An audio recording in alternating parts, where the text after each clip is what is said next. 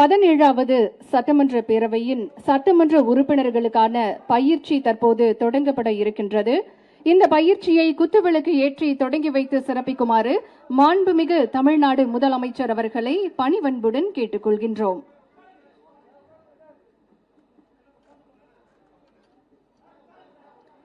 இன்றைக்கு 17வது சட்டமன்ற பேரவையின் சட்டமன்ற உறுப்பினர்களுக்கான பயிற்சியை நம்முடைய மாண்புமிகு தமிழ்நாடு முதலமைச்சர் அவர்கள் குத்துவிளக்கு ஏற்றி தொடங்கி வைக்கிறார்கள். மேலும் மாண்புமிகு பேரவைத் தலைவர், மாண்புமிகு பேரவை முன்னவர், மாண்புமிகு துணைத் தலைவர் மற்றும் அரசு தலைமை கொறடா ஆகியோரையும் 17வது சட்டமன்ற பேரவையின் சட்டமன்ற உறுப்பினர்களுக்கான பயிற்சியை குத்துவிளக்கு ஏற்றி தொடங்கி வைக்குமாறு அன்புடன் அழைக்கின்றோம்.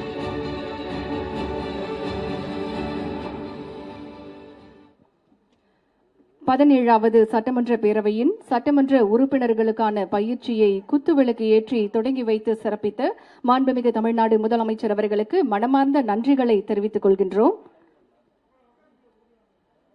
சிறப்புமிக்க இன்றைய நிகழ்வில் மதிப்பிற்குரிய சட்டமன்ற பேரவை செயலாளர் அவர்களை வரவேற்புரையாற்ற அன்போடு அழைக்கின்றோம்.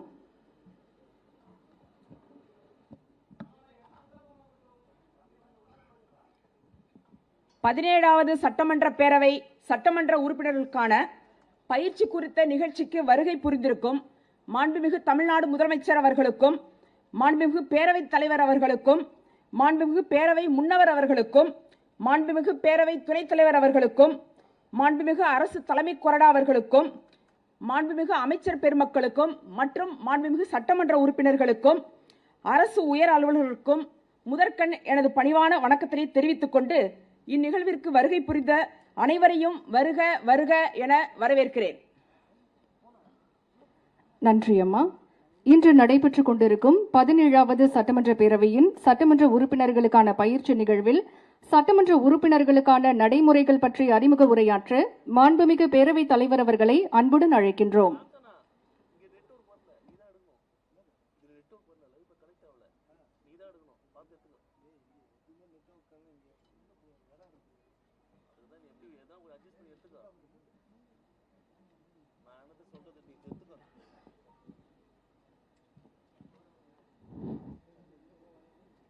மாண்புமிகு தமிழ்நாடு முதலமைச்சர் அவர்களே, மாண்புமிகு அமைச்சர் பெருமக்களே, மாண்புமிகு அவை முன்னவர் அவர்களே, மாண்புமிகு பேரவை துணைத் தலைவர் அவர்களே, மாண்புமிகு அரசு தலைமை கொறடா மற்றும் சட்டமன்ற கட்சி தலைவர்கள் உள்ளிட்ட மாண்புமிகு உறுப்பினர்களே, உங்கள் அனைவருக்கும் என்னுடைய நெஞ்சார்ந்த வணக்கத்தையும் அன்பு மிகுந்த வரவேற்பையும் நான் மகிழ்ச்சியுடன் முதற்கண் தெரிவித்துக் கொள்கிறேன். தற்போது அமைக்கப்பட்டுள்ள 17வது சட்டமன்ற பேரவைக்கு புதிதாக 146 சட்டமன்ற உறுப்பினர்கள் தேர்ந்தெடுக்கப்பட்டுள்ளனர். மிக முக்கியமாக எக்காலத்திலும் இல்லாத அளவிற்கு இப்பேரவையில் இளைஞர்கள் அதிகமாக இடம்பெற்றுள்ளீர்கள். எதிர்காலம் எப்படி இருக்க வேண்டும் என்பதை இறைவன் அருளால் தீர்மானித்து அதை நிறைவேற்றி காட்டுகிற இடத்தில் இருக்கிற மாண்புமிகு முதல்வர் அவர்களால் மட்டும்தான் இது சாத்தியமானது. பேரவையில் நடந்து கொள்ளும் முறை, நடவடிக்கைகளில் எப்படி பங்கு கொள்வது, எதை பேசுவது, எதை பேசக்கூடாது, என்ன பேசினால் அவையிலும் பாராட்டப்படுவீர்கள், வெளியிலும் பாராட்டப்படுவீர்கள் என்பதையும், எதை பேசினால் மக்கள் உங்களை எந்த கோணத்திலே பார்ப்பார்கள் என்பதையும் முறையான பயிற்சியின் மூலமாக காலை 10:30 மணிக்கு தொடங்கி மாலை 5:30 மணி வரை அந்த பயிற்சி உங்களுக்கெல்லாம் அளிக்கப்பட இருக்கிறது. இதன் அவசியத்தை உணர்ந்து இந்த புத்தாக்க பயிற்சிக்கு அனுமதி அளித்துள்ள மாண்புமிகு முதலமைச்சர் அவர்களுக்கு என்னுடைய நன்றிகளை நான் முதற்கண் தெரிவித்துக் கொள்கிறேன். மாண்புமிகு உறுப்பினர்களே, ஒரு புது யுகம் பிறந்திருக்கிறது, ஒரு மாற்றம் பிறந்திருக்கிறது.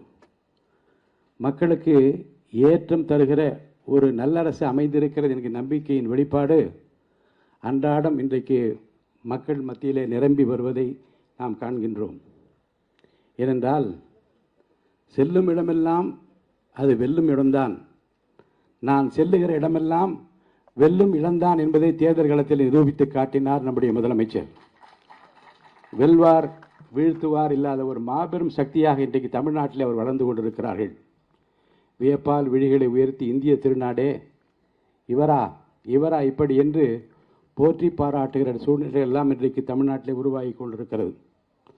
நான் திண்ணமாக சொல்லுவேன், இந்த மாடல் அரசு விஜய் மாடல் அரசு, இந்த மாடல் அரசு முதலமைச்சர் விஜய் மாடல் அரசு என்று நான் சொல்லுவேன். காரணம், தமிழ்நாட்டை எதிர்காலத்தில் அமைதி பூங்காவாக வைத்துக் கொள்ள வேண்டும் என்பதிலும் தமிழ்நாட்டு மக்கள் ஜாதி மத இன மொழிக்கு அப்பாற்பட்டு எல்லோரையும் அரவணைக்கிற கரங்கள் எங்கே என்று தேடினோமே, அந்த அன்பு கரங்கள், அரவணைக்கும் கரங்கள், கண்ணீரை துடைக்கும் கரங்கள் எங்களுடைய அருமை அண்ணா விஜயின் கரத்தில் இருக்கிறது என்று நாட்டு மக்கள் அத்தனை பேரும் குடும்பத்திலே ஒருவராக உங்களை பார்த்ததன் விளைவுதான் இந்த மாபெரும் வெற்றியின் அடையாளம் என்று நான் கருதுகின்றேன்.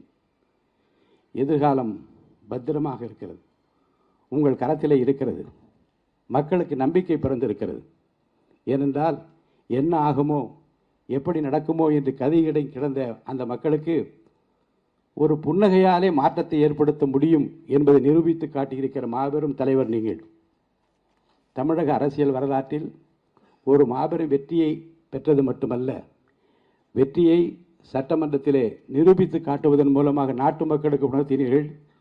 நான் பேசாமல் ஒரு அமைதி புரட்சியை செய்வேன், அந்த புரட்சி மக்களுக்கு ஏற்றத்தையும் மாற்றத்தையும் தரும் என்று நிரூபித்து காட்டினீர்கள்.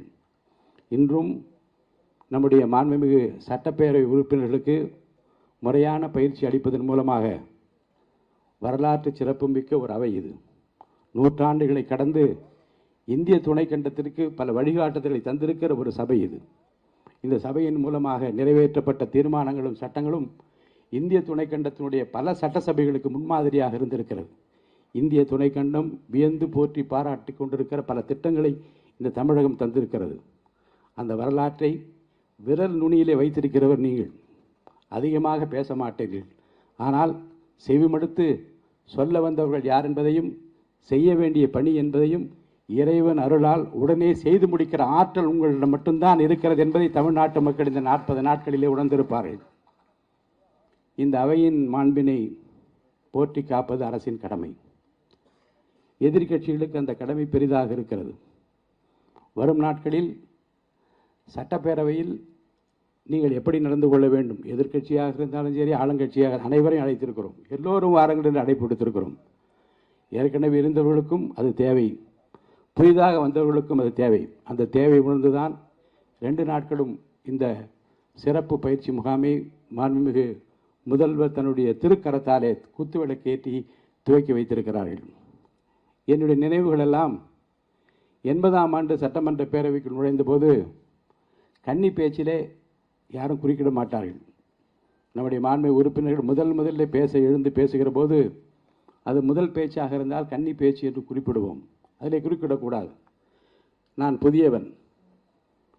வந்தவுடனே முதல் பேச்சிலே சொன்னேன், ஊரெல்லாம் அண்ணா சிலை வைக்கிறோம், எங்கு பார்த்தாலும் அண்ணா அண்ணா என்று அண்ணா சிலை வைக்கிறோம், ஒரு 10-15 செலவாகிறது. அந்த 10-15 ஒரு தீப்பெட்டி தொழிற்சாலை, அந்த இடத்துல ஒரு மெழுகுவத்தி தொழிற்சாலை என்று அண்ணா பெயரில் ஏன் தொழிலகங்களை தொடங்கக்கூடாது சிலைக்கு பதிலாக என்று பேசிவிட்டேன். அனைத்து இந்திய அண்ணா திராவிட முன்னேற்ற கழகத்தின் அடித்தளமே அண்ணா தானே, அண்ணா சிலை வைக்கக்கூடாது என்று ஒருவர் பேசுவதா என்று சபையிலே சலசலப்பு ஏற்பட்டாலும் கன்னி பேச்சு என்ற காரணத்தில் யாரும் குறுக்கிடவில்லை. மாலையிலே புரட்சி தலைவர் சொல்லி சொல்லுகிறார்கள். அவர் சொன்னார், அண்ணா சிலையை வையுங்கள், தொழிற்சாலைகள் ஏற்படுத்துங்கள் என்று சொல்லியிருக்கலாம். ஆனாலும் கூட அவர் சொல்வதில் எவ்வளவு பெரிய நியாயம் இருக்கிறது என்பதை பாருங்கள். எதிர்காலத்தில் நம்முடைய இளைஞர்கள் நம்மவர்கள் தொழில் தொடங்க வேண்டும், அனைவருக்கும் வேலை கிடைக்க வேண்டும் என்கின்ற அந்த கோணத்தில் அவர் பேசியதாக எடுத்துக்கொள்ளலாம் என்று அவர் சொன்னார்.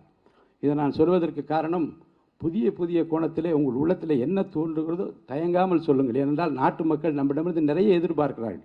வாக்களித்த பெருமக்கள் கொஞ்சத்தில் இல்லை, கிள்ளி கொடுங்கள் என்று நாம் கேட்டால் அள்ளி கொடுத்து விட்டார்கள். அவருக்காக அள்ளி கொடுத்திருக்க அந்த வாக்கினுடைய மதிப்பு என்ன என்றால், நீங்கள் என்ன செய்ய எனக்காக என்ன செய்ய போகின்னு நாடை எதிர்பார்த்து கொண்டிருக்கிறது.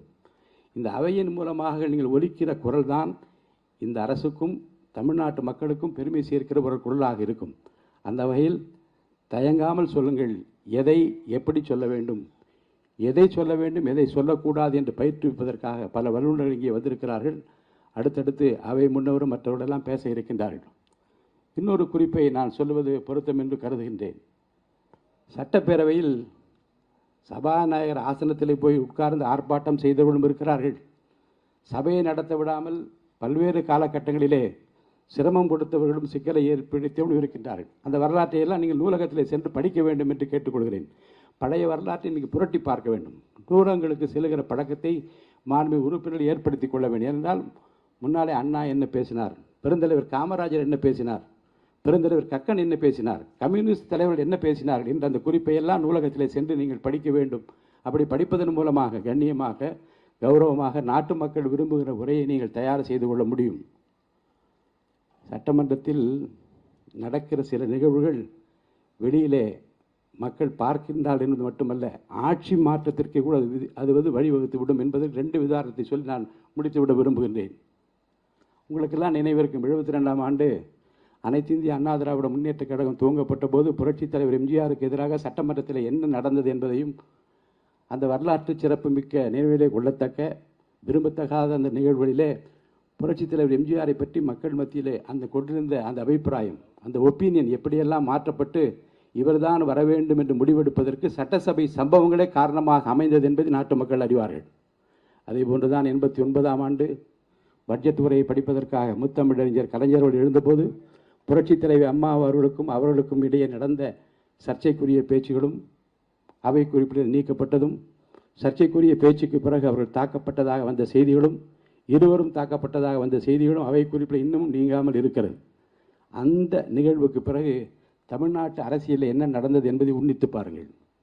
ஒரு நிகழ்வு, ஒரு சம்பவம் ஒரு மிகப்பெரிய மாற்றத்தை ஒரு கட்சிக்கு எதிராக திருப்பியதையும், ஒரு கட்சி ஆட்சிக்கு வருவதற்கு துணை புரிந்ததையும் அந்த சட்டமன்ற ஒரு நிகழ்ச்சி தான் ஏற்படுத்தியது என்பதை நான் நினைவில் வைத்திருக்கிறேன். அதே போன்றுதான் பின்னாளிலே பல எதிர்க்கட்சிகள் தாங்கள் ஆற்ற வேண்டிய பணிகளை விடுத்துவிட்டு வேறு கோணங்களிலே தங்கள் திசை திருப்பி கொண்ட காரணத்தினாலே அந்த கட்சிகளுக்கு பொதுமக்கள் மத்தியில் ஏற்பட்ட இழப்புகளுக்கும் கூட இந்த சட்டமன்ற பேரவையுடைய நடவடிக்கைகள் காரணமாக இருந்தது என்பதையும் நான் அறிந்திருக்கிறேன். உங்களை பொறுத்தவரைக்கும் சார்ந்திருப்பது அனைத்து கட்சிகளை சேர்ந்தவர்கள் அழைத்திருக்கிறோம், எல்லோரும் வந்திருப்பீர்கள் என்று நான் நம்புகின்றேன். உங்கள் கட்சியினுடைய கொள்கை கோட்பாடு நிலைநிறுத்தப்பட வேண்டும் என்றால், அரசு கொண்டிருக்கிற கொள்கைகள் திட்டங்கள் நிறைவேற வேண்டும் என்றால், சபையினுடைய கண்ணியத்தையும் கௌரவத்தையும் காப்பாற்ற வேண்டிய மிகப்பெரிய பொறுப்பும் கடமையும் உங்களுக்குத்தான் இருக்கிறது. உங்களைத்தான் இந்த நாடு எதிர்பார்க்கிறது. இந்த நாடு நிறைவேற்றுகிற இந்த அவை நிறைவேற்றுகிற சட்டங்கள் தான் எதிர்காலத்தை தீர்மானிக்கப் போகிறது. நம்மை பொறுத்த வரைக்கும் நாம் நம்முடைய முதல்வர் கையிலே பத்திரமாக இருக்கிறோம். நம்மை பொறுத்த வரைக்கும் நம்மை, இந்த அவையை, நாட்டை அவர்கள் கையிலே இறைவன் ஒப்படைத்திருக்கிறார். நாம் பத்திரமாக இருக்கின்றோம். அமைதி பூங்காவாக தமிழ்நாட்டை பார்த்து கொள்கிற பொறுப்பில் அவர் இருக்கிறார். அவர் எப்போதும் சொல்லுவார், கான்ஃபிடென்ட்டாக இருங்கள் என்று சொல்வார்கள். நாம் கான்ஃபிடென்ட்டாக இருக்கிறோம் என்றால் அதற்கு காரணம் அவர் தந்திருக்கிற அந்த புன்னையோடு சொல்லியிருக்கிற வார்த்தைகள் தான் என்று சொல்லி அவரை நான் வருக வருக வருக என்று வரவேற்கின்றேன். வழிகாட்டுங்கள். உங்கள் வழி இந்த அவை நடப்பதற்கு, நாட்டு மக்களுக்கு நல்லது செய்வதற்கு இந்த அவை உறுப்பில் அத்தனை பேரும் காத்திருக்கிறோம் என்று சொல்லி அவரை வரவேற்று மாண்புமிகு அமைச்சர் பெருமக்களையும், முன்னவரையும், துணைத் தலைவரையும், கொறடாவையும் மற்றும் அனைத்து மாண்புமிகு உறுப்பினரையும் வருக வருக என்று சிரம் தாழ்த்தி வரவேற்று அமைகின்றேன். நன்றி, வணக்கம். மிக்க நன்றி ஐயா. இன்றைக்கு 17வது சட்டமன்ற பேரவையின் சட்டமன்ற உறுப்பினர்களுக்கான பயிற்சியை